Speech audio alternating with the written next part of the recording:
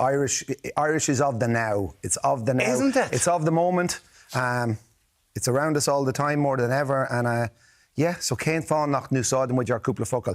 Why don't we just get rid of the embarrassment and use our cúpla focal just to say hello and then go back into English? But by doing that, we'll feel more confident. I get embarrassed though. I get embarrassed because I did do Irish when I was younger, and I am trying to do Duolingo at the minute, but still trying to have a conversation with somebody who's good at Irish. You feel a bit of a fool when you try it. Of course you would, but you still feel the same if you're standing in Madrid and you go, hola, por favor.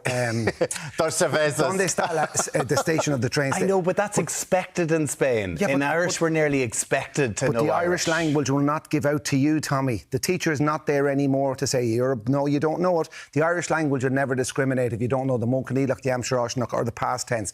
The Irish language wants you to start saying, Conastá to Hector, Ciarcalor, Slán, Toga Bugge, Bigama, Diagwit your margin. Using our little bits will make you more confident and bring it into your daily life. And I think that's what's happening. Yeah. I think that's what we can feel. And why is it happening now, do you know?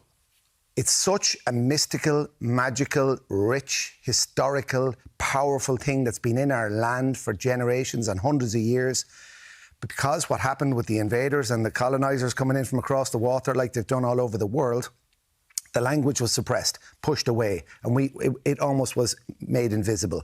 Because it's so powerful, it's erupting again. And because of social media, because of TikTok, because of Duolingo, because of Instagram, because of rappers, because of Colleen Kuhn winning it was fabulous. Because of TG Carr emanating it, and the parish and club football and club hurling. And it's around us now like a living language. And there are hundreds of thousands of children around the country going to the Gael Scoilina. And the Gael Scoilina in Ballyaclia, in this city, and even in Tala and Clondalkin and all around this area, have been going for decades. So those kids are the byproduct of what we're listening to now.